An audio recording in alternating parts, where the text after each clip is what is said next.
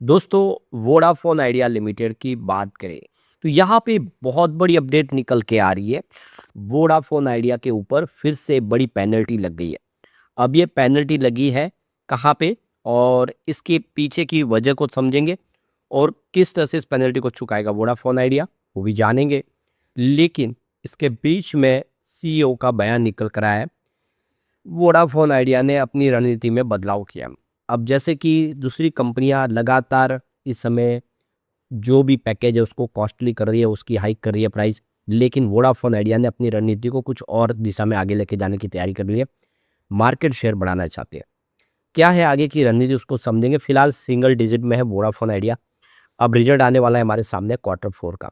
यहाँ पे बड़े फंड उसका रुझान स्टॉक को लेकर कैसा है, इन सारी बातों को जानेंगे इस वीडियो के माध्यम से।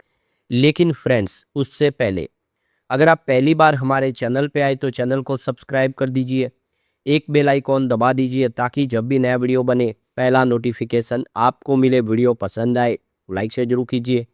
चलो फ्रेंड्स, वीडियो स्टार्ट करते हैं। मैं हूँ आपका दोस्त SB दवे और हमारे अपने चैनल ऑनलाइन कमाई में आपका बहुत बहुत स्वागत है। तो सबसे पहले वोडाफोन आइडिया लिमिटेड के कारोबार की बात करें तो 9.52 पर आप देखिए क्लोजिंग थी फ्राइडे को। 0.63% की गिरावट देखने को मिली। अब ये गिरावट तो होनी थी क्योंकि बाजार में आप देखेंगे तो करीब 1000 पॉइंट की भारी गिरावट हुई थी और ये गिरावट का सिलसिला पिछले 3 ट्रेडिंग सेशन से चल रहा है। बाजार में गिरावट काफ़ी ज़्यादा हुई प्रॉफिट बुकिंग की वजह से। तो इस समय जो बाजार की स्थिति अगर आप देखें तो ग्लोबल रीजन के ऊपर है और इसकी वजह से बाजार में हमें अप डाउन देखने को मिल रही है।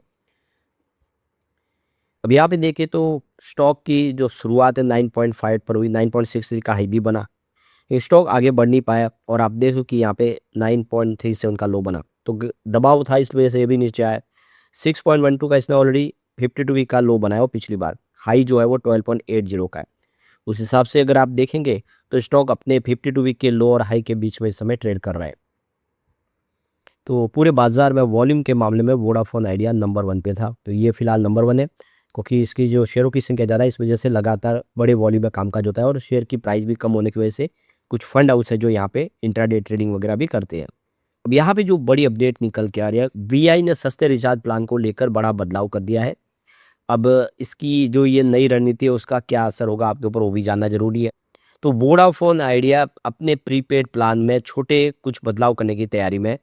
कंपनी का फोकस बड़े स्तर पर दाम बढ़ाने की बजाय एंट्री लेवल पैक्स और डेटा बूस्टर पर है। इस कदम का मकसद है कि ARPU में सुधार करना ताकि यूजर्स के लिए सेवाएं सस्ती बनी रहे।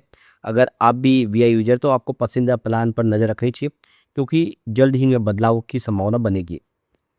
तो इसी को लेकर वोडाफोन आइडिया के सीईओ अभिजीत किशोर ने साफ कहा है कि कंपनी अपने टैरिफ में माइनर करेक्शन करेगी लेकिन कोई बड़ा या स्ट्रक्चरल हाइक नहीं लाया जाएगा, यानी हल्की सी बढ़त हो सकती है। इसका मतलब ये कि कंपनी सभी प्लान्स की कीमत एक साथ नहीं बढ़ाएगी बल्कि ज़रूरत के हिसाब से कुछ चुनिंदा प्लान में बदलाव कर सकती है। तो फिलहाल दूसरी कंपनियों ने अपनी टैरिफ हाइक की है लेकिन वीआई ऐसा फैसला नहीं कर रहा है। तो वीआई का ये जो फैसला कंपनी की जो मौजूदा रणनीति को दिखाता है। कंपनी फिलहाल अपने यूजर बेस को बढ़ाने पे और सर्विस क्वालिटी को सुधारने पे फोकस कर रही है।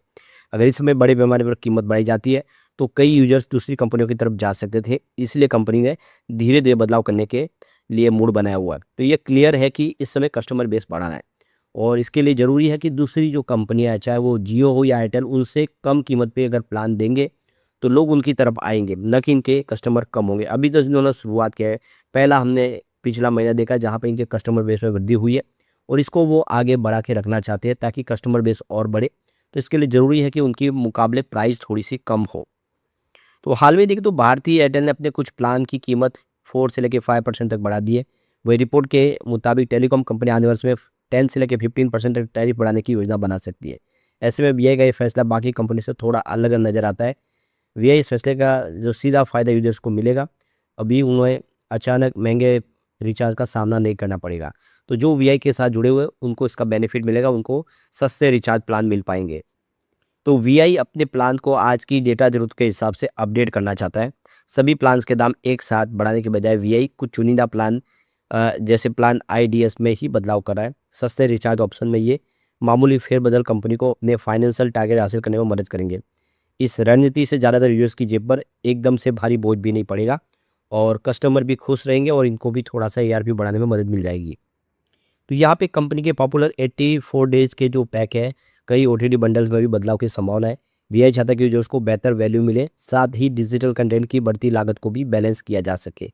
कई ग्राहक अपने बजट को मैनेज करने के लिए इन्हीं लॉन्ग टर्म पैक्स पर भरोसा करते हैं। कीमतों में होने वाली शुरुआती बदलाव की जानकारी कंपनी के ऑफिशियल ऐप पर जाके आप चेक भी कर सकते हैं। तो फिलहाल मार्केट में वीआई का जो कड़ा मुकाबला है वो रिलायंस जियो और भारती एयरटेल के साथ में है, और तेजी से उभरते वाले बीएस नेटवर्क से भी है, यानी बीएसएनएल भी फिलहाल कंपटीशन में है। जहाँ दूसरी कंपनी ने हाल में कीमतें बढ़ाई है, वही वीआई अलग रणनीति पर काम कर रहा है। इससे देखो उन्हें बजट यूजर्स को अपने साथ जुड़े रखने में मदद मिलेगी। 300 रुपये से कम के प्लान तलाशते लोग ध्यान रहे कि ऐसे जो सर्कल के हिसाब से कीमतों में थोड़ा बहुत अंतर होता है, लेकिन वो छोटे कस्टमर को टारगेट कर रहा है वीआई, जो उनके साथ जुड़ सकते हैं। तो उनका प्लान अगर सस्ता होगा दूसरी कंपनी से तो कस्टमर उनकी तरफ आएंगे। अभी एक जो बड़ी अपडेट निकल के आ रही है, वीआई की तरफ से जो एक्सचेंज को जानकारी दी है, उनको central goods and service tax department की तरफ से नोटिस प्राप्त हुआ है। तो यहाँ पे देख सकते हो कि उनको यहाँ पे पेनल्टी लगाई गई है, लेकिन उनका कहना है कि वो इस पूरे नोटिस के खिलाफ लीगल एक्शन लेने को तैयार है। जो भी हमारा अधिकार है उसका हम इस्तेमाल करेंगे। तो देख सकते हो कि यहाँ पे देख सकते हो कि ये superintendent central GS goods and service tax, यहाँ पे ये जो कि गुवाहाटी से इनको ये ऑर्डर प्राप्त हुआ है। तो ऑर्डर जो पास किया गया जिसमें सेक्शन 74 के तहत यहाँ पे सेंट्रल स्टेट गुड्स और सर्विस टैक्स एक्ट 2017 के तहत 16,42,918 रुपीज़ की पेनल्टी लगाई गई है, और इसके साथ इंटरेस्ट जोड़ा गया है। तो 22 अप्रैल 2026 को इनको ये नोटिस प्राप्त हुआ है। इनमें एलिगेशन लगाया कि non payment of tax under reserve जो रिवर्स चार्जेस बेसिस है, जो फाइनेंशियल 2018-19 और 19-20 का, उसको लेकर ये पेनल्टी लगाई गई है। तो कंपनी का कहना है कि मैक्सिमम फाइनेंशियल इम्पैक्ट पड़ेगा अगर हम ये पेनल्टी चुकाते हैं, तो कंपनी की स्थिति ऐसे भी कमज़ोर है। तो फिलहाल कंपनी इसको लेकर एग्री नहीं है, और वो जो भी है अपने आगे लीगल एक्शन लेने को तैयार है। अपने जो भी राइट है उसका इस्तेमाल करेगी और वो आगे अपील करेगी। भैया देखो मार्च महीने में वीआई के अंदर खरीदारी हुई है, 61 म्यूचुअल फंड ने एंट्री की है। तो काफ़ी सारी मात्रा में म्यूचुअल फंड आए भी है। 39 म्यूचुअल फंड ने एग्जिट किया है। तो ये बात तो क्लियर है कि 39 अगर जा रहे तो 61 आ भी रहे। भरोसा अभी भी वीआई पे बना हुआ है। आने वाले समय स्थिति बदलेगी, वीआई फिर बेहतर करेगी। अगर हम शेयर होल्डिंग की बात करें तो प्रमोटर ने अपनी होल्डिंग पहली बार मार्च में बढ़ाई है काफ़ी टाइम के बाद। ये देखिए 25.57% होल्डिंग थी, जो बढ़ के 25.64% हो गई है। प्रमोटर की हिस्सेदारी खरीदना एक शुभ संकेत है।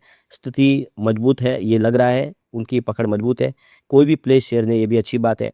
एफआई की बात करें तो उनकी 5.99% होल्डिंग थी दिसंबर में, जो मार्च में 5.56% हुई। यानी एफआईआई ने अपने यहाँ पे कुछ दबाव को देखते हुए बिकवाली की है। एफआई बाजार से पैसे निकाल ही रहे, तो यहाँ पर भी इन्होंने कुछ बिकवाली की है। बात डीआई की करें, इंडिया के बड़े फंड हाउस की, तो उन्होंने 5.59% होल्डिंग की, उसको बढ़ा के 6.18% कर लिया। यानी डीआई ने अपने निवेश को बढ़ा दिया है। बात करें म्यूचुअल फंड की तो उनकी 5.34% होल्डिंग थी दिसंबर में, जो यहाँ पे देख सकते हो बढ़ते हुए 5.93% पर हो गया। यानी म्यूचुअल फंड ने भी अपना निवेश बढ़ा दिया है मार्च महीने में। बात करें अदर्स की तो ये देख सकते हो कि उनकी 62.84% की होल्डिंग थी दिसंबर में, जो घट के 62.62% पर आ गई। तो जनरल पब्लिक ने शेयर यहाँ पे बेचे हैं, और बड़े फंड हाउस और म्यूचुअल फंड ने जम के खरीदारी की है। ये क्लियरली सिग्नल है कि वीआई के अंदर वो दम है कि आने वाले समय ये बेहतर कर सका, और जैसे रणनीति बदली जा रही है, शानदार फैसले किए जा रहे हैं, इससे स्थिति बदल सकती है।